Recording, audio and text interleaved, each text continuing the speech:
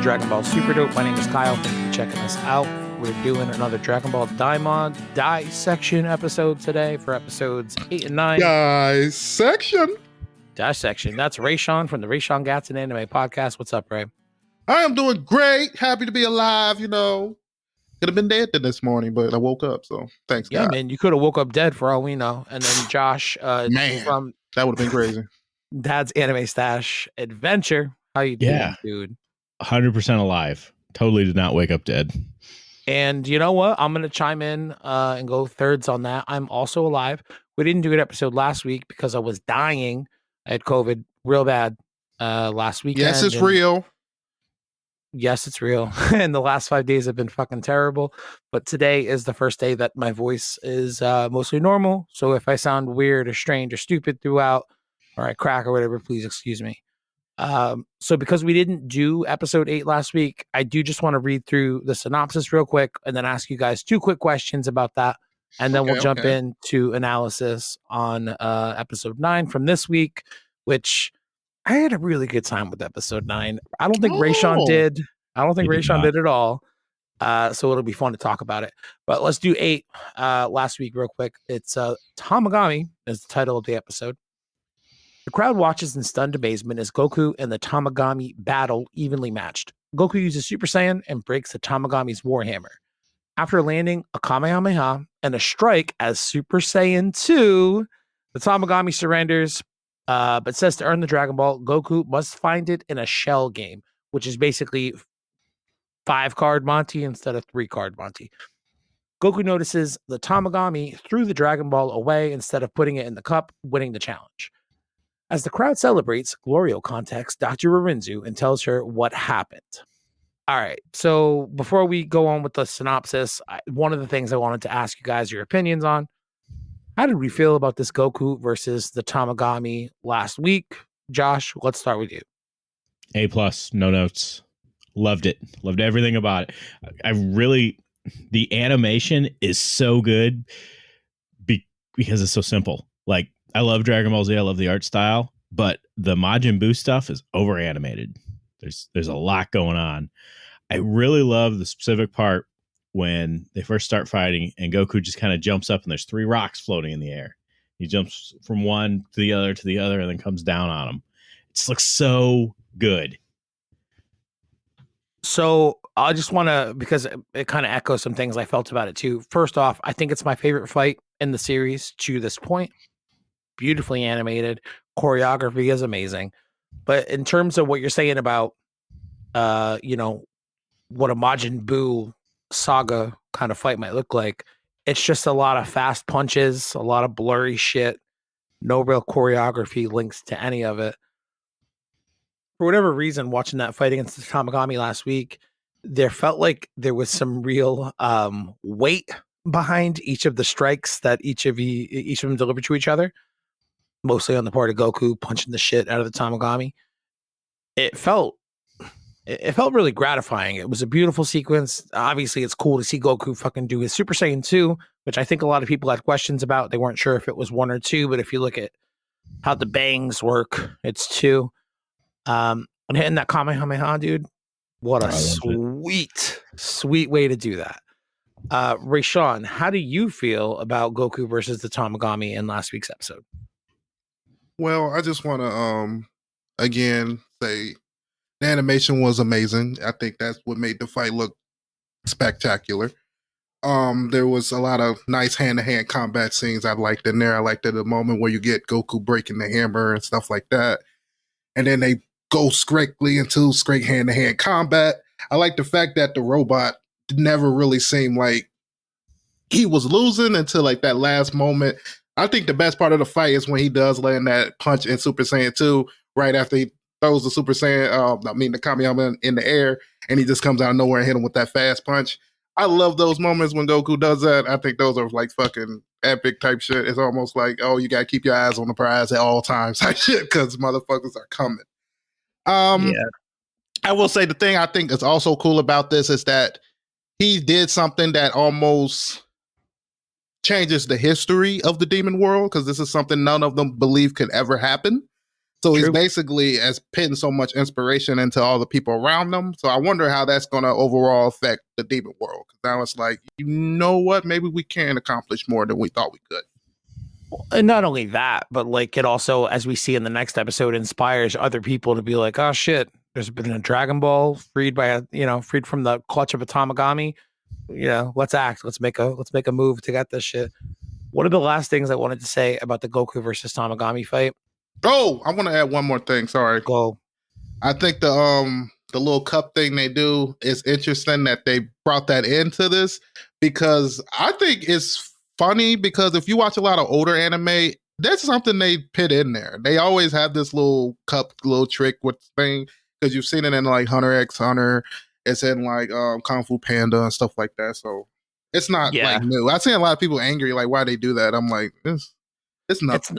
It's not new, and it's especially not new for Toriyama based stuff. Like No, not at all. The big fight that you build up all the pressure around ultimately being like a very easily decided thing with a fairly fair opponent. And he's like, you're a good fighter. I respect you at the end of the whole spiel. That's one thing I wanted to say too. I thought that they should have made them come off more evil, because it seemed like he was a nice fighter, like type dude. So like all the people was like, yeah, it was people that challenged him and he just killed them. I don't know. I wanted to rewatch it today, and like, did I have that feeling that he was going to actually kill Goku?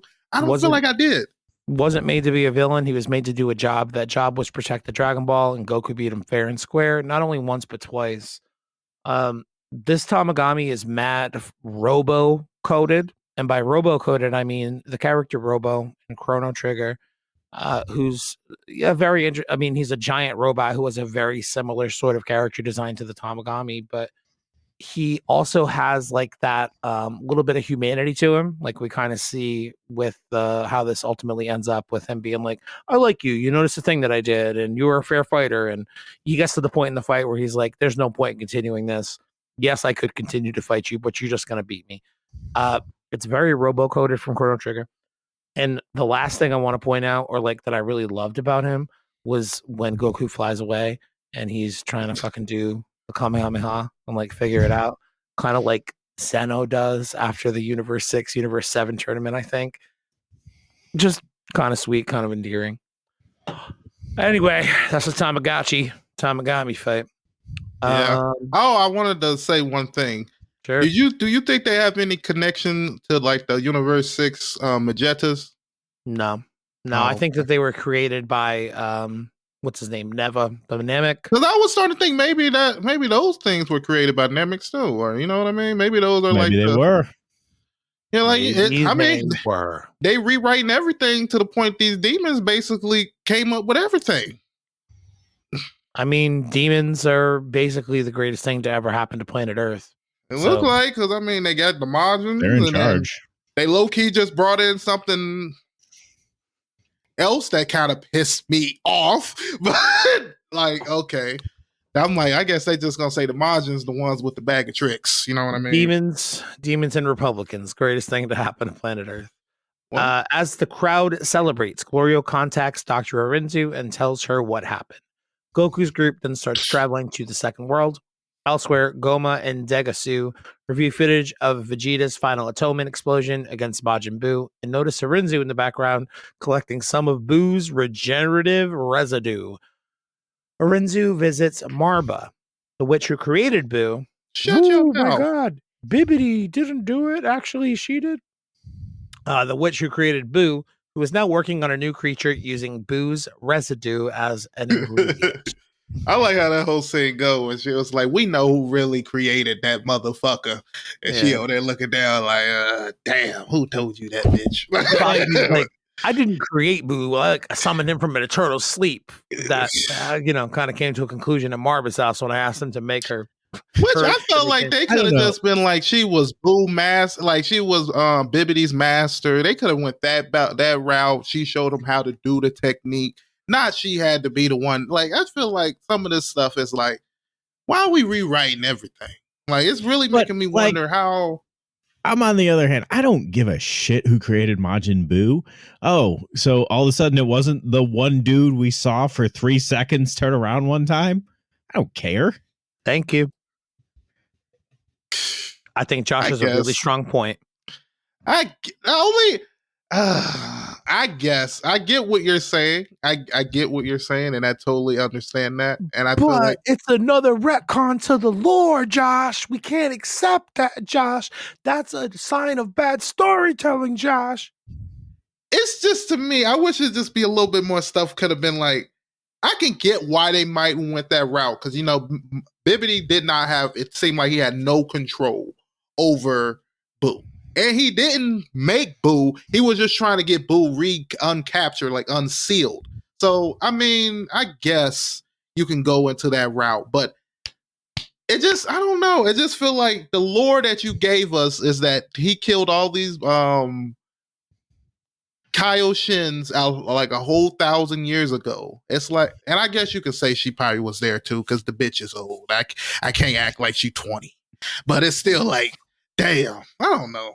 Yeah, she's the demon world equivalent of like fuck. Why am not Baba? Fuck. Baba. Urani Baba. Jesus, dude. This is how you can. Brain fog's a thing when you have COVID. I didn't do an episode last week because I was sick with COVID. Apparently, brain fog is a thing because it just took me at least 6 seconds to think of Urani Baba's name.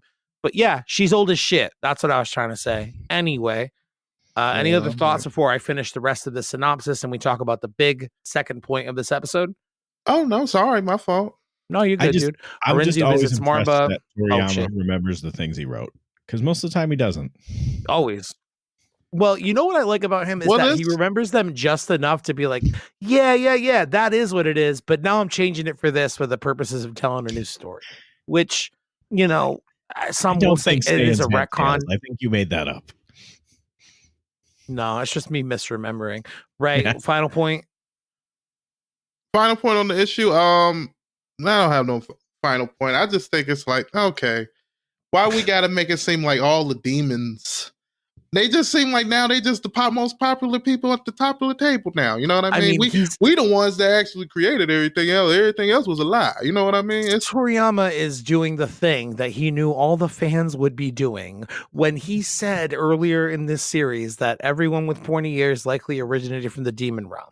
As we go through this, we're all asking each other the question, does that mean so-and-so or this type of person or this species is well, now it seemed like and everything. Then he throws shit in and we're like, why is he making things different? He's not really making things different. He's just kind of interweaving it with like this old stuff that we knew with this new stuff that we learned.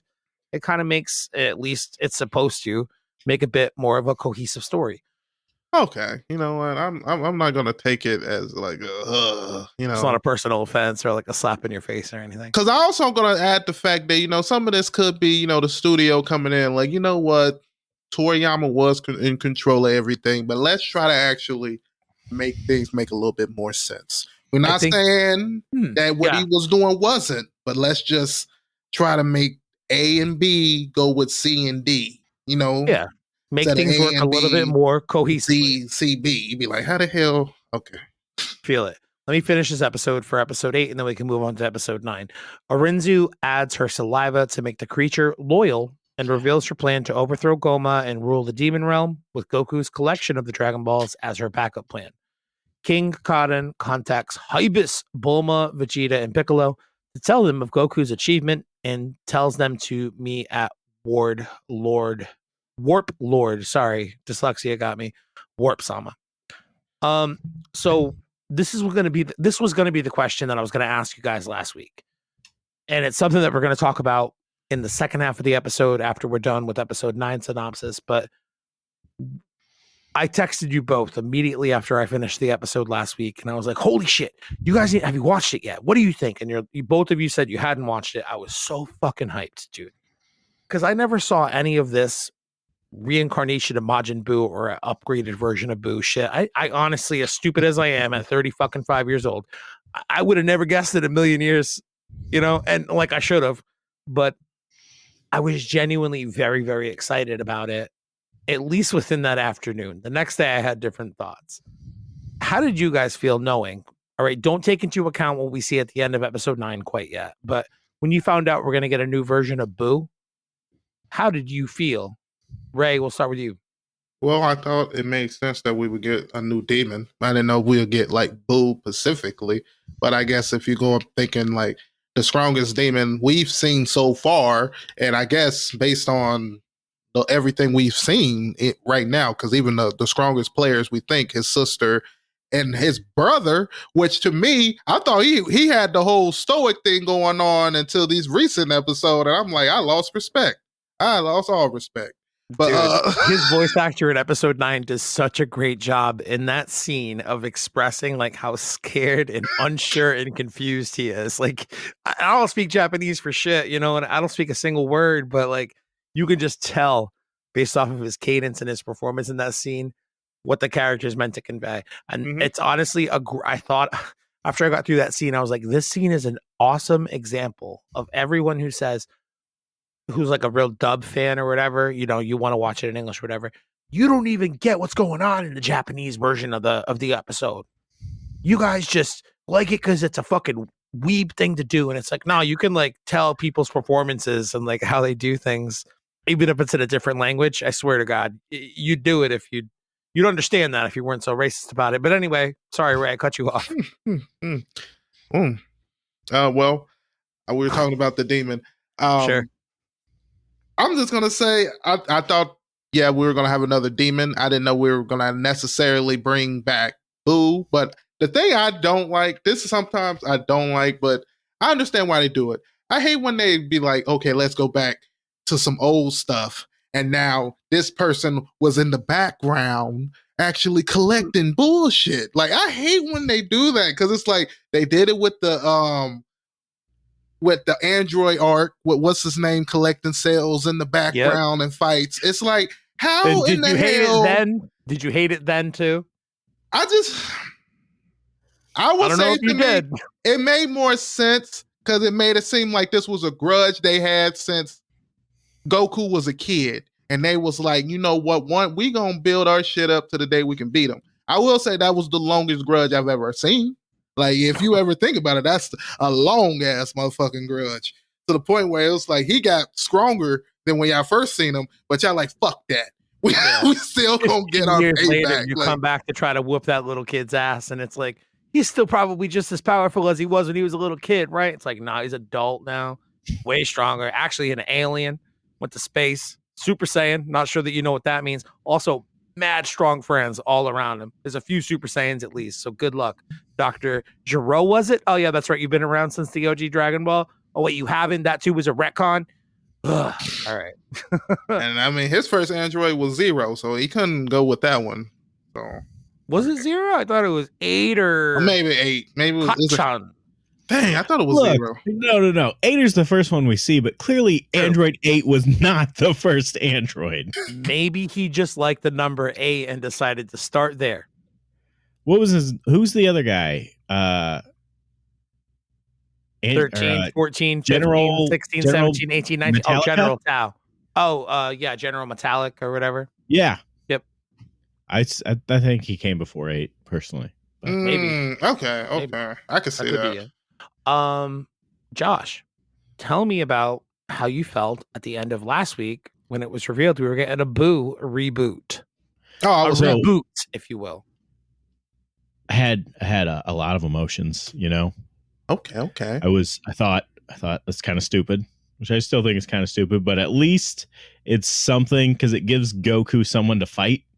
Yeah, that we know that's gonna be at his level. He's gonna one shot the demon world. They got nothing on him. Yep. And now Piccolo's gonna do the same thing. Yep. But at least we got that. But I honestly would have bet either of you guys $100 that it was going to be the Android 21 design. Did you? Yeah. I was sure of it. That they have such a... Oh, wait. So you thought that the thing that was going to come out of Arinzu's stew with this lady, Marta, or whatever her deal is. Marta? I don't know where I got that name from. Marba. Oh, it's pretty close. I think Marta is the maid from Arrested Development. Anyway, she's not the maid. That was Job's girlfriend. It was Job's girlfriend, but how did he meet her? Oh, she wasn't the maid. She was fucking the soap opera star. Yeah. Okay. So anyway, not about Marta. I kind of want to watch Arrested Development now. I always find it interesting that y'all literally probably have the same taste in TV shows, man. I don't watch Frasier, but yeah, we do watch a lot of. I think there's a fair amount of overlap. Okay. All right, cool. Enough said. So I didn't know if like you wanted me to start naming TV shows. I think we've gotten off track a couple of times. name a TV show. Andy Richter Controls the Universe. Not really, but what a deep pick, dude. I remember when that shit was on for a season in like maybe 1999 and got canceled after like 8 episodes. You know that shit like that? Yeah. Wow, that's so funny as hell. I'd watch that shit. Man, anything Victor Fresco made has been peak. I don't know what Victor Fresco is, but the fact that you just talked about Victor Fresco the way you did tells me that we should talk more about television. All right. Anyway, when I heard about the Boo shit, I was really excited. And okay, sorry, I gotta stop you real quick. What? Is that the World Heavyweight Championship belt right there, or am I just tripping? The World Heavyweight Championship belt? On your door? I'm talking to you, Josh. Oh. So, yeah, it looks like it might be. Oh, is that the United States? Oh, is those the tag team belts? No, this is the United States champion. Oh, I was right. You know? Okay. But this is the belt my wife got made for me. It says Josh Hatfield, world's greatest podcaster. Oh, not your world's wife greatest is so husband or world's deep. greatest dad, world's greatest podcaster, huh? Yeah. And it's got plates with my logo on the Oh shit, I'm sorry. That's a gift right there that I would be like, my wife truly gets me. like this, I don't have to pretend this is mine right here. Yeah. My wife understands. Perfect buffer, and I'll tell you why. Because fuck what I was gonna say about Majin Buu reboot. We're just gonna go right into episode 9. It's called Thieves. Goku's group stays in a hotel. I'm trying to not have to edit a lot of shit. Goku's group stays in a hotel, but 2 thieves steal the Dragon Ball. Pansy puts a tracking device in the bag, thankfully, allowing Goku and Glorio to find and defeat the thieves. Very fun sequence. My favorite part about these first 2.5 sentences I've read is when Goku decides to stay awake and take watch for the nights. That was very uncharacteristic of Goku. Yeah, like, oh man, you're such a nice guy right now. Why is that? And he's walking around like talking to himself, doing the like punches smacking himself in the face and stuff. And that shot where he pulls his eyeballs open, dude, I nearly pissed myself. Let me ask you a question. How much time do you think elapsed for all that shit? How long do you think he stayed awake? I'm gonna say an hour. I was gonna be a little kinder. I was gonna say 2.5, 3 hours. Oh man, I'll probably give him about like 15 minutes, man. I feel like he gave I can also see that, dude. I can see him giving him a good time to sleep, and then for some reason it just started getting to him. Like, damn, I gotta stay up doing everything, and then he's just straight sleep. But I do like the fact that he had the Dragon Ball clutched on him, so it's like if somebody did grab this bitch, they was gonna have to move me, type of thing. But I don't know if that would have woke him up because I think he is a hard sleeper type thing. So the werewolf and the yellow bird dinosaur looking ish band, they, pull a ruse and they steal the Dragon Ball. Goku flies straight up. Yeah, he does do a transformation that looks just like Bergamo. Perfect. Honestly, dude, it's funny that you say that because when I watched it, Goku has this weird reaction when he sees the wolf's face. In hindsight, I realize it's because he probably connects that he looks like the dude who he saw earlier in the lobby, but now like a dog version of him. But when I first saw it, I was like, yeah, he looks just like Bergamo, right, Goku? That guy you fought in the Tournament of Power, right? Trio of the Dangers, right? And then I was like, shit. I'm talking about shit like 15 years in the future. What am I talking about? Not even that long in the future. That was bad math on my part. Talking about shit about 18 months in the future. Anyway, King Cotton calls Pansy to inform them of Hibis's group coming to meet them. Goma and Degasu learn that Goku and his friends are in the demon realm and are shocked that they already have one Dragon Ball. How funny is it that they've been in the demon realm now for days? They've had time to find and beat a Tamagami and have had a day since to travel. And only now is the word getting to King Goma. It was just really funny to watch that reaction. What that tells us is that the military cops aren't working for him. Or the military cops are getting their asses whooped every fucking time they bump into Goku and can't deliver the message. That could be it, but I'm also thinking Degasu Is that the right guy? No. Who's Yeah, Shin's brother? Degasu and Goma. Degasu, yeah. Yeah, I don't think he's working for Goma. You don't think so? Do you think he's in league with Arinzu as well? Yeah. I think I've seen a lot of I think people he theorize knew and that. was taking the info I from don't him think it as long is, as he but could. that'd be I interesting. also, listen, after watching, Arinzu spit like that, I think we all know why Glory Hole's working for her. Bro, when I watched her spit into that thing last week, I was like, how many fucking dudes are gonna work that shit into their fanfic pornos? There's gonna be some kind of sexy spit, Majin Buu fucking Shane fan fiction, like 15-part series coming out soon. This that's why it episode was in made there, me. though. This episode made me question what the actual goal is. Like, what are they actually trying to accomplish? Arinzu wants to be the Demon King. You think that's what it is? Yeah, she says it. She says it basically when she has control of this person at the end of the episode. Her goal is to overthrow Gama and become the next Demon King. So why do she need the balls? Back up. She's gonna wish for the third eye. That too. Everybody wants that fucking eye, but I think Tian's already got one, and it hasn't helped him with shit. It really hasn't. I mean, maybe it's the thing that helped him grow 2 more. Or maybe he don't know how to unlock the true power. He might need to go to the demon world. That eye probably start fucking evaporating. His ears don't look that pointy, but a little bit. At the bottom, the ear lobes are pointy. Maybe he's got reverse demon ears. I mean, Chatsu, what the hell is that? I think we've all been asking that for many years. It's a valid point, Ray, and I agree. Anyway, they're all shocked that Goku has a Dragon Ball. Huzzah, huzzah. This bothers me because the summary I'm reading says Vegeta beats up some thugs at a restaurant. In reality, what happens is they wake up and they walk out to get back in their ship, the B team, Piccolo, Bulma, Vegeta, and Hybis. And their ship got stolen, just like happened to Goku and Glorio and Kaioshin, right? So it's kind of sets you like on that train of thought of like, oh no, are they going to have to repeat very similar beats to what Goku's already envisioned a few days in advance, right? But it gives way to this. It's definitely one of my top 5 scenes through the series so far. It gives way to it's very unconventional for Dragon Ball. Okay, I can't really think of any other time they've employed this kind of storytelling technique, but it's like, oh man, our ship's gone. What happened? Oh, it must have been those dudes you beat up last night. And for a moment, I got so fucking mad. I was like, really? You're just going to tell me that Vegeta beat up some dudes last night and not show it to me? And the second that thought finished processing through my brain, the screen slow faded to black. And it was like this purple lit bar room looking like the Mos Eisley Cantina. And Vegeta just walking through with like a lunch tray of fucking food and beers for his fucking friends or whatever. And somebody bumps him and he proceeds to beat the shit out of them in a very similar fashion to Goku eats cheeseburgers while, flexing on dudes. I wanna hop in here with you. Okay. Yeah, go for it. I had kind of the same thought. I was like, they're not going to show that, but then I also thought, oh shit, did they show that? I forgot. I did too.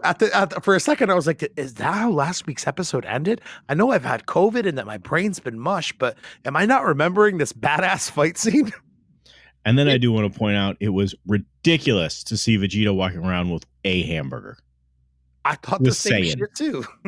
How is that going to satisfy your nourishment, young Saiyan boy? But maybe he's more picky about what he eats, and he's like, I need to taste this first. But I like the fact that can't think of his name, but basically the guide, dude, that's Hybis. I like the fact that every time a situation comes out, he is not afraid to call Vegeta out on his bullshit or his actions. He was like, I don't even know why you talking to me like that. You acting like you a king. That was just from the last episode. And when he hit Vegeta with that, Vegeta like, damn. Okay. And then he like, the only reason why we lost our ship is because of you. All right. I was kind of hoping do some trading, Maybe we'd get Hybis on Team A and see a lot more of him. Yeah, and I like his actions, though. I like the fact that he like, I am only here to guide. Y'all handle the fights. Let me go over here Yeah, Hybis ain't about that. So two things about Hybis before we fucking glaze over him, right? One is the fact that Vegeta's gonna get into this fight again later on in the episode against these dudes who he fought in the bar. He's like, I'm gonna go back here and I'm gonna eat some snacks. I'm just a guy. Good luck. I'm just I'm gonna eat snacks. The other one though is Can I stop real quick? What do you got? I like the fact that they showed the timing, like how fast this fight is by how many chips he was able to eat. I thought that was a cooler thing within that show. So fast. I only had time to eat 2 chips. The other thing is, I don't know if this is consequential or not, or if it's just a stupid little joke or a detail or whatever, but him and Bulma are having an exchange in this episode, and he's like, hey, yeah, that's my third eye. I found it in a mountain, and I put it in my belt buckle, and there is a living eye hanging out on his person, looking around. And for a second, I was like, is that the eye that King Goma's trying to get? Like, what are you talking about? And I didn't even think about that, but I think it might be now that you say that, honestly. I don't think that it is. And the reason I don't think that is because I'm pretty sure they've shown a quick picture of the third eye, and it's not just a bare eyeball. It's an eyeball wrapped within some kind of like red thing with like 2 little wings off to either side. So I don't think that it is, but like, I wonder if it's meant to like make you think of that or consider that there may be other kind of powerful eyes out there or something. Like maybe that eye allows Hybis to whoop some ass at a certain point in the future. That'd be cool. That's what I was going to say. I don't think Hybis is way stronger than we think he is. He's got dance class moves and he goes to the salon and is well groomed and knows how to eat snacks and stay out of trouble. So the evil third eye pretty much just looks like a bloodshot eye. Yeah, there's no like fabric around it or something, like a wrap in it. No, there's thunder. Can you share your screen? It's okay if you can't. Let's see. Go to present in the middle, and then it should give you an option to share a thing. Share screen. Add to stage. Yeah. All right, I see what you're saying. I don't think that. Yeah, it looks like just a straight up fucking eyeball, but like discolored with green, like as the background where you usually see white, and then the outlines are like pink or whatever. Hey, let's put a pin in that so we don't forget all the other, like everything else we've said up till this point. Wrap the string around it. Charles Pepe Sylvia. There it is. Anyway, like I was saying, Vegeta beats up some people that ruled. Hybis calls Pansy to ask for a pickup since their ship got robbed by those assholes. Goku's group meets them, but says their ship cannot fit all of them. So Pansy calls Cotton to provide another ship before Goku's group leaves. The fact that Goku was so he's like, oh, you can't fit. Anyway, nice to see you. We got to go ahead. Oh, you don't want to just go beat up Goma. Yeah, we'll meet you. I love that. He's like, if you guys could go ahead and beat Goma if you want, we'll meet up with you later.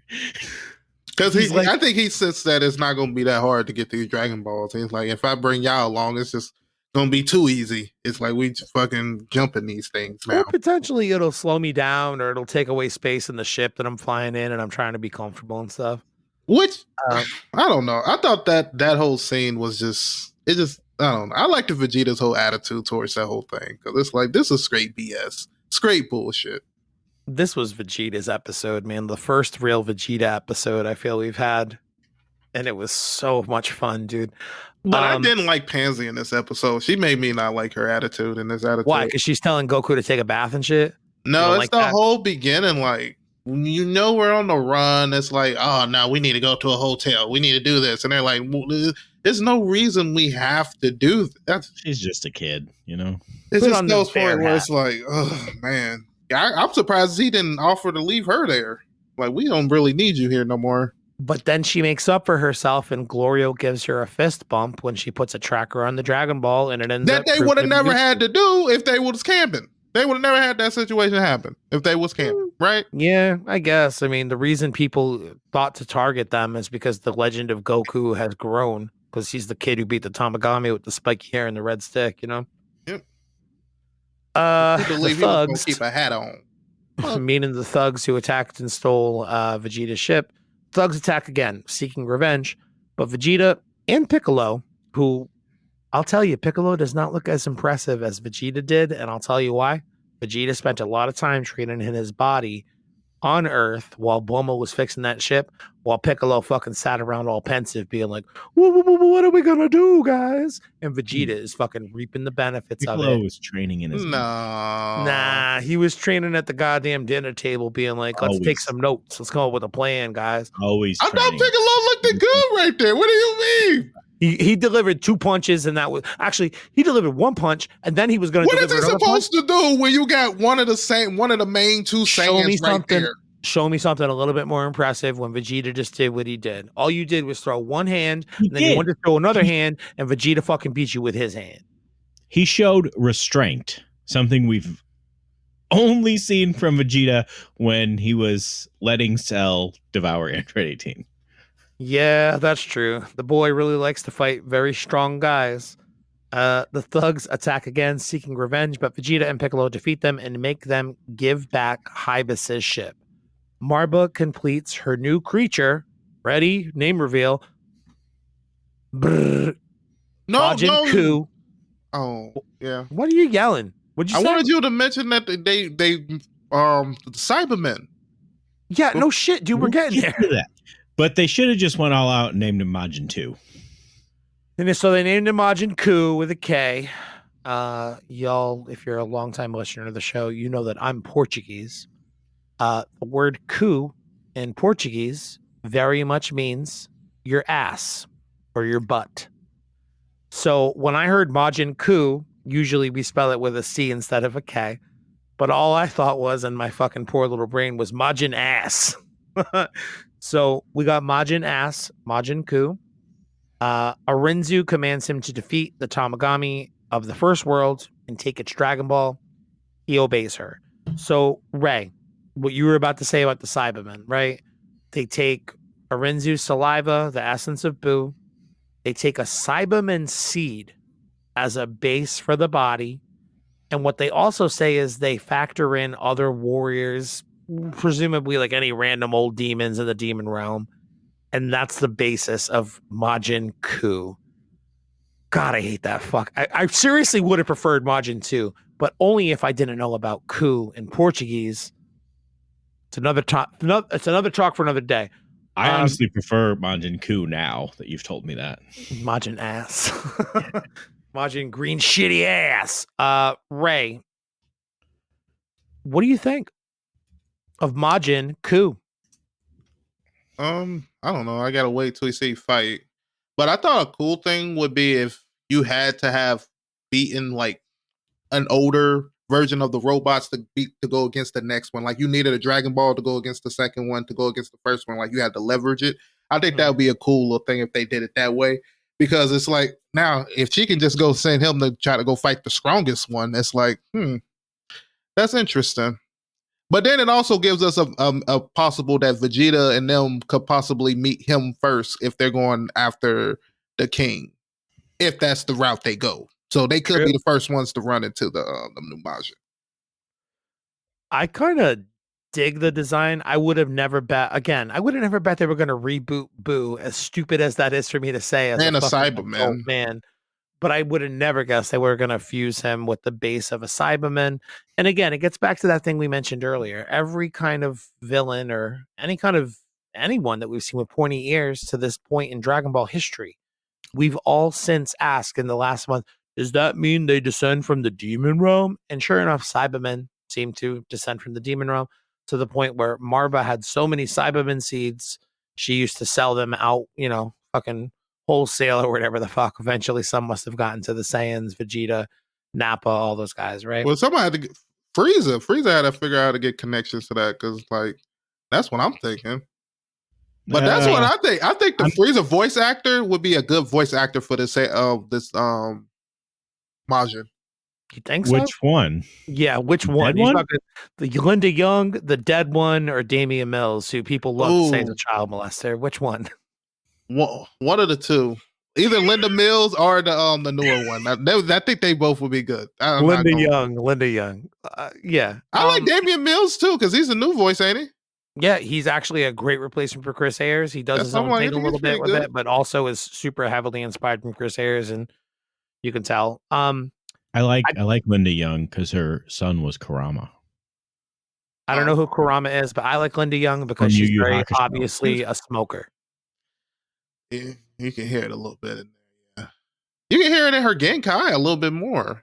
But he don't know nothing about You also Yu see it in Genkai. So I'm genuinely I'm not gonna say impressed with this design. I do think it's interesting. I wouldn't have ever expected it. I mean, never would have expected It don't look strong. It doesn't.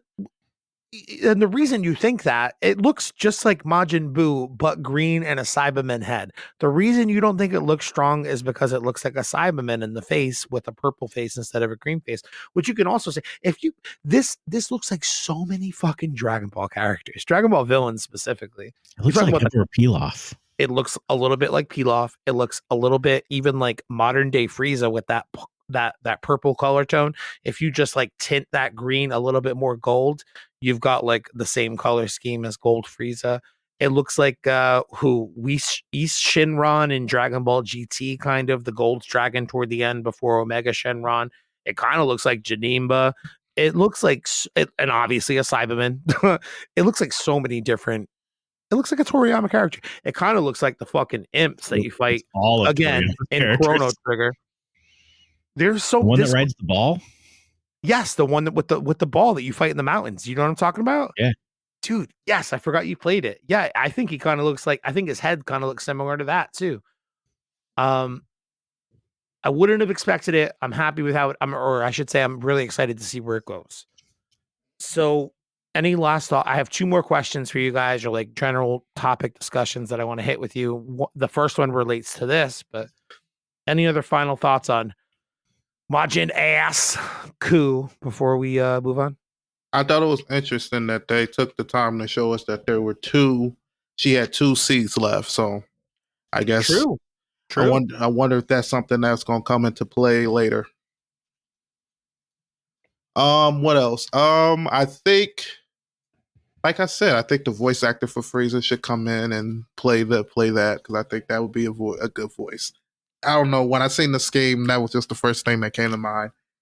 And I just want to see it move fight, but I kind of wanted why is it going after I wonder if they're ranked based on like which demon world, how strong they are, because that's what I'm thinking. Because maybe I'm wrong. Maybe they're all the same. Tamagamis, you mean? Yeah, all the Tamagamis could be all the same strength. And I don't think they will be. Otherwise, I think they will be, and then maybe. I think Ass over here is going to beat 3, and then him and Goku are going to meet at level 2. That could be it. Okay, but Joe, what you think? You don't think he'll run into Vegeta on them first? Because that's what I'm thinking. If they're going right after going to King, but I guess we don't know if that's technically what they're doing. It wouldn't shock me if Vegeta opens the next episode. He's like, "Fuck Goku." He thinks he's gonna go get all the Dragon Balls by himself. We're going to the first demon world right now, and I'm gonna get one. And we'll meet him in the fucking middle and see who gets more than the other. I do want to ask you guys though, because this is the logical question that I didn't ask myself until I looked at a fan group, and I was like, "That's a good point." If this is supposed to be a Majin Buu reboot of sorts, do we think he's going to have any potential transformations? Do we think he's going to be able to potentially absorb people? Or like Raysean said, might we get a completely new version of this Buu after Goku and company beat this one and they have that one more Majin seed and they remake him even better? Like, it could be something like that. True. I definitely think we're going to get transformations. One thing I did want to say before we get on to that is I think her having Cyberman seeds kind of lends credence to something one of you guys said about the Saiyan Uzaru form having pointy ears. Maybe they did come from the demon world and they just kind of evolved out of it. I mean, that could tie into the whole idea. And they said it again in this episode. They continue to make a concerted effort to show Goku consuming demon realm food. And in this episode, he actually goes so far as to say, my body's getting used to this food. It's actually kind of good. Something to that effect. They also show Vegeta doing the same thing, eating some demon realm food and seemingly agreeing with it. As stupid as it sounds, because it literally has just amounted to a lot of poop jokes to this point, if like they somehow move or change their Saiyan biology to become a more demonic version of the next Super Saiyan form, and that Super Saiyan form is Super Saiyan 4, like reminiscent of what we know in GT.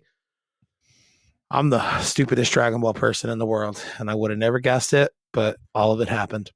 I guess you can always go back to the fact that they were always an evil race in the beginning. So I guess they'd be like, that's where the evilness came from. I thought you were going to say evil racists, which I feel also might be true considering how many races they exterminated, you know? I mean, I That guess is they true. are They were not nice to blonde, the blue-eyed warriors, but okay. Nazi poster boy, blonde hair, blue eyes. And then you got this brother, Darth Vader, blackest brother in the galaxy, Nubian god. What's a Nubian? What's a Nubian? Shut the fuck up. Did you really know what that line was? Yeah. Oh, Clerks. man. Jason Amy, but close enough. Oh, Chasing Amy. Yeah, I'm sorry. No, impressive that you knew what to ask. What's a Nubian? What's a Nubian, bitch? I almost laughed. Okay. So, 2 questions I want to wrap this episode up with, right? Okay. First is, Raysean, I know you're familiar with Totally Not Mark. Josh, I know that we talked about it before the show started, and that you said you're not. I'm going to send you a link to a few of his videos. He's really one of the top tier creators out there, in addition to other dudes like Danny Geekdom, friend of the show. But Mark put out this episode last Saturday, and it was the last thing I watched before COVID fucking gripped me. So I think in my COVID inability to sleep and sweats and chills, this kind of played through my brain a little bit. But I finally watched it a few days later when I was feeling better.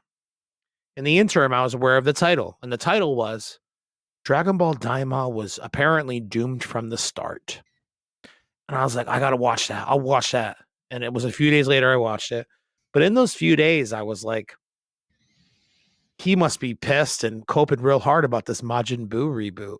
Like, we got a Frieza reboot. We got a Cell reboot. Now we're getting a Buu reboot. And he's just like realizing that it's this stale fucking repeat kind of deal in Dragon Ball now. And this is the modern day Dragon Ball. And that's why he's upset. I get it. I'm kind of annoyed too, but I'm excited cautiously because I love Dragon Ball stupidly regardless. But I eventually watched the Mark video, and it had literally zero to do with the episode or the Boo reboot reveal. And it had a lot more to do with what the localization process is going to look like for this show going forward. So I want to talk about that and how the localization may or may not make or break this show. But before we go there, does anyone else have feelings on the fact that we're now getting the fourth Dragon Ball Z arc, not like rebooted or repackaged or recycled, but the main villain of it, we're kind of getting like a part 2 of or a rehash of. Anybody feel a little dirty about that? No, it just shows how good Toriyama's villains was in the beginning. They're so good, you can't make new ones. You gotta update them. That's all it is. That's all I'm gonna say. That's all respect. I like that they brought back certain people. I wish they could, add on, but to me, it's like you can't add on too many more characters because then it's like, where were these characters before? You know what I mean? So it's like either we open up different dimensions and different realms and shit like that and introduce more people like that, but some of the stuff it'd be like, you can't just be like there was another fucking emperor like Frieza in there. They never ever seen each other. They never fought nothing. Like that don't make sense. So like I feel like sometimes you just got to think about it from the basis of the story and then go from there. Okay, that's my opinion. Fair enough. Josh, thoughts? He's right, okay, man. Look, I hate besmirching anything Dragon Ball because I do love Dragon Ball, but like when their arc is, this dude was the strongest guy ever, but we've had him in prison for 1 million years, and now he's escaped. I mean, come on. Do you mean the fucking you mean Dragon Ball Super Season 2's first arc, Moro, the galactic motherfucking badass who's going to be the greatest thing to ever happen to Dragon Ball? Hey, that nobody ever mentions, says nothing about, but y'all had him locked up and he was this big of a threat? Come on. Hey, I know who mentions him. You know who mentions him, dude? every fucking dude out there who is pissed off about Dragon Ball Daima being the thing that's on the air right now and not Dragon Ball Super Season 2, quote unquote, as they all fucking call it. Makes me cringe so hard when I see that fucking shit. I'd literally rather you make the joke that it's Dragon Ball Super over Dragon Ball Super Season 2. You sound like a dummy. Do you think that a whole fucking season of anime is 131 episodes long? Think about what you're saying. Anyway, I digress. Doraemon is. Yeah, but it's not. It's shit's broken up into regions and shit, isn't it? Like, it's like Kanto region, Johto region, all that stuff. Pokemon. Wait, what did you say? I'm sorry. I thought you said Pokemon. Oh, Doraemon. You could see how I misheard you at least. Yeah, that's the thing, dude. Old school animes weren't seasonal. I think Dragon Ball would gain a lot and benefit a lot from becoming a seasonal anime. Give me 24 episodes a year that are super high quality like Dragon Ball Daima are, and that's wonderful. Do not give me 52 episodes week in, week out for a fucking year of subpar shit. I'd rather take 6 months off. Start to move around and doing too much. If you keep it 24, you can just keep it linear. You know what I mean? Because when too many episodes, you're starting to add on too much extra shit. Bro, especially when you want to continue to fucking operate in this stupid space that is the end of the Majin Buu arc and the end of Dragon Ball Z. Like, if you really want to, we need to just move past this. Like, I wish they would, dude. Show me Ubu at the fucking world tournament. Let's get into a training arc with him. Let's do a time jump and let's fucking get on with it. And we can introduce more characters just doing that. Because now we got at least a whole time skip. You can say some people was doing some stuff back then. To me, it's hard to just introduce more people when we've been in the same spot. Like, where are these motherfuckers at? Like, that's just like, jeez. Yeah, I mean, it's kind of like the philosophy of Dragon Ball that there's always stronger opponents out there for them to be able to fight and overcome. So, like, that's part of how the thing is supposed to work. So I understand it from a philosophy standpoint, but yeah, from a lore standpoint, bro, I kind of fucking agree with you. So for the Buu reboot, right? A part of me is like, why didn't I see it coming? Why am I so dumb? We're going to the place where Majin Buu was born, and it didn't even dawn on me we might get a reboot of Majin Buu. Did you think his reboot was in the more arc? Is that why you didn't really see it coming? Because they I'm talking about Daima now. Okay. Yeah. You didn't think we'd ever get a Majin Buu reboot, you know? I never thought we'd get a Majin KUU. So why would you when you still have regular old Majin Buu dicking around and being a cool guy, eating all the pudding? Granted, but like he's getting pretty sexy cool. Sometimes, you know. Right. And there was another arc where they're introducing him or mentioning him, and they don't put him in the arc. Man, that would have been live if they would, because when she sang Piccolo, she was like, "What the? That's a Namekian." I wonder what she would have seen. She would have seen Majin Buu. They probably would have fucking went crazy. What the fuck is that? Fat piece of shit. So the last thing I want to do before we wrap it up and thank our piece of shit. Fat piece of shit. The last thing I want to talk to you guys about real quick before we thank the patrons and close out the episode, right? That Totally Not Mark video that I referenced before. Essentially, the point of his video is it talks more about localizations of Daima to this point, specifically the English and Spanish dubs, and how week after week the ratings have been okay, but they haven't been like blowing anyone out of the water. They're not like top 10 stuff. And basically he kind of wonders and pontificates as to why that is.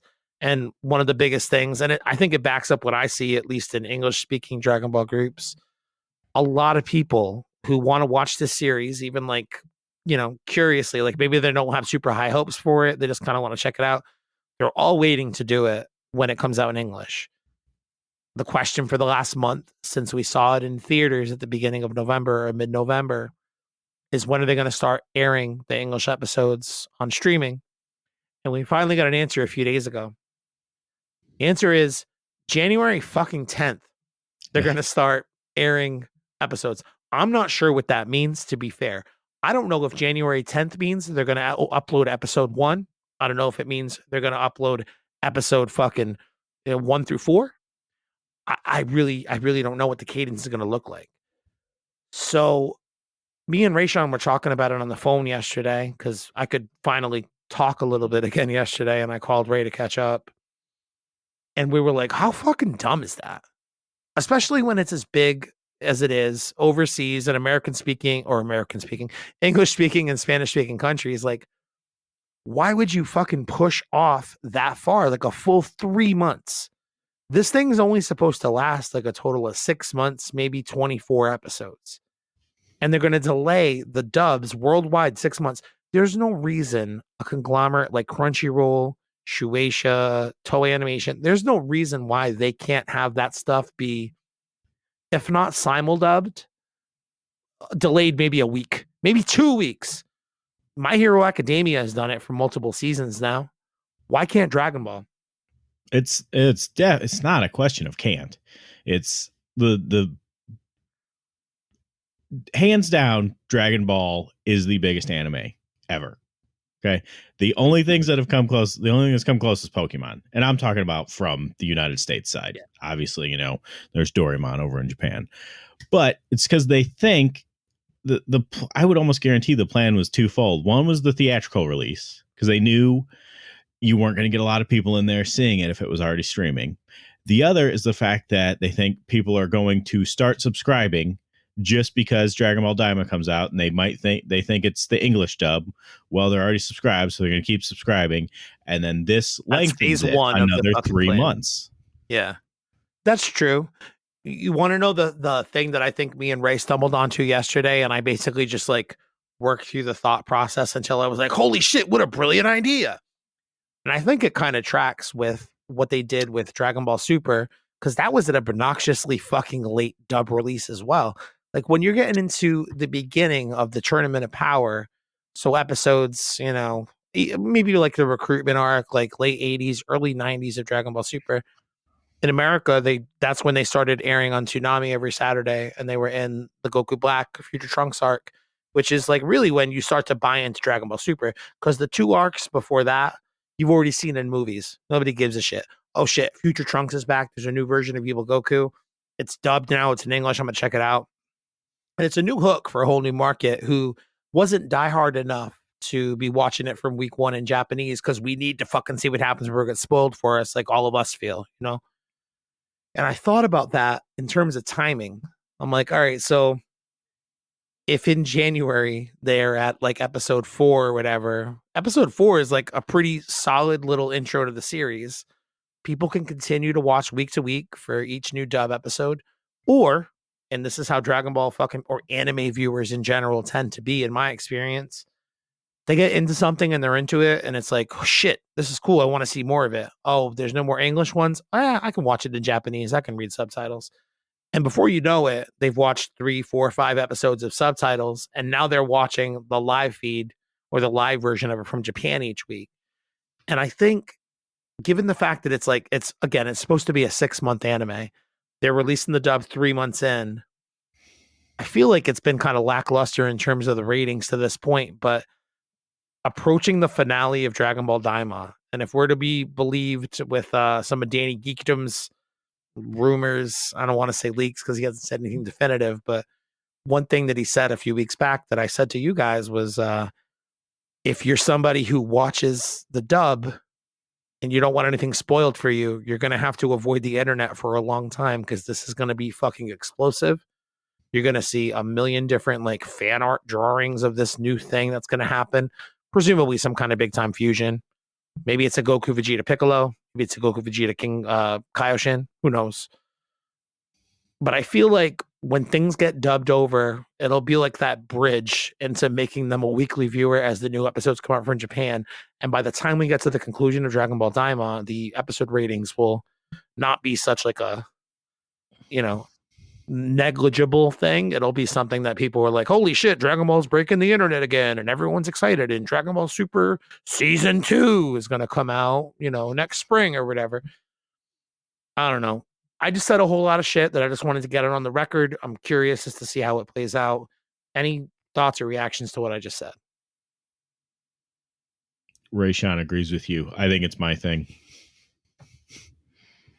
Yeah, I'm gonna say I agree. Only thing I will add on to that was the timing thing. I think I mentioned that basically that I thought they were basically kind of spreading it out so that Daima would kind of come over into the spring and stuff like that. So they have a little bit of time to kind of compete and do a little bit of stuff. But right now, I will say it's kind of hard for them to compete right now, because it's like 3 or 4 animes right now that are just amazing. Killing it. I mean, Don the Don is fucking killing Just it, say but Dan's also dad's Ranma 1/2, dude, has been in that like top anime rankings It's- every week since it premiered. The new Ranma Bleach reboot is has so been good, dude. amazing. Like That's true too. That shit's always near the top of the charts as well. it's just it's right now. But I think Dragon Ball animation wise don't have to think about nothing. They are right up there. They have been keeping it up right there. So it really has to just see how the voice acting is with it. And I'm surprised it's taken a long time because I've just did the interview with the voice actor for Piccolo, and he was telling me that he didn't know. Scotty Ian? No, for the for the young version of him. Daima. That's Yeah, for right. I Daima. totally forgot you were doing that. For Daima. He said he didn't know when the dub was coming out. And I was like, I didn't know if he was just saying that, but he was like, he couldn't wait for it to come out either. I don't think they tell them shit because everyone we've ever talked to has been like, I don't. Yeah, here's a few $100. Thanks for the great performance. See you later, buddy. Well, all right. So that's episodes 8 and 9 of Daima this week. Before we go, I haven't done this in a while, and I feel like a fucking absolute jerk off every time I do. We do or do forget to do it. Don't remember to do it. I feel like an absolute jerk. I do want to say thanks to the patrons who support us on Patreon each month. For a couple of bucks, they get the uncut early releases of these episodes. So, in no particular order. Actually, now that I'm looking at the order, I believe it starts with who enrolled first. Actually, I believe it may be alphabetical based off of.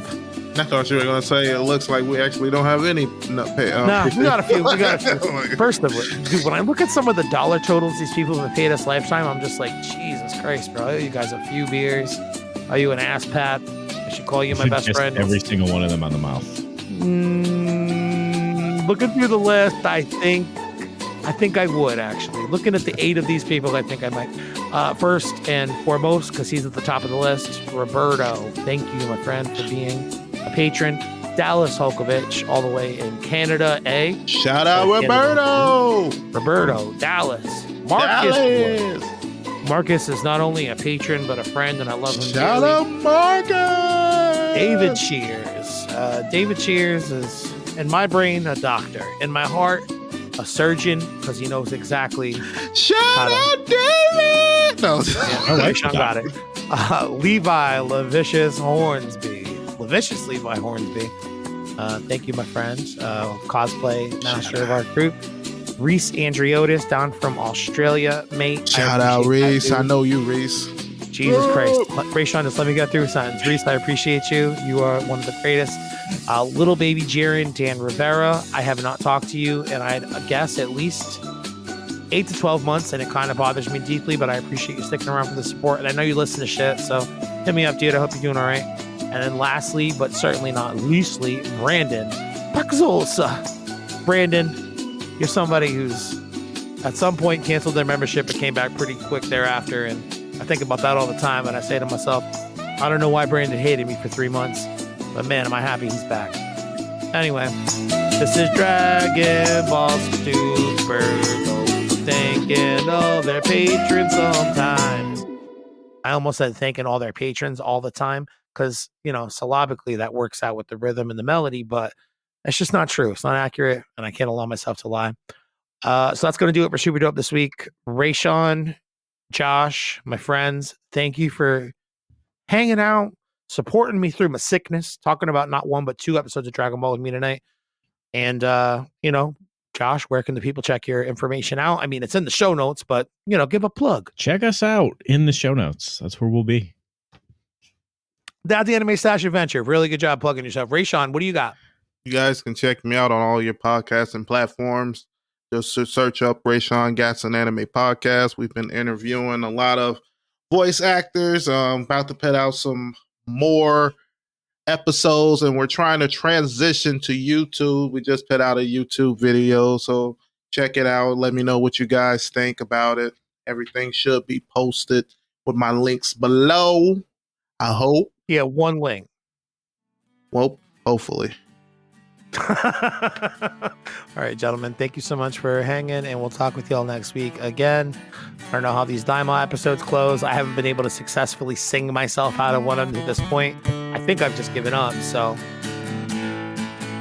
That's it. Bye. Bye. Peace. Oh shit, he stole your piece again.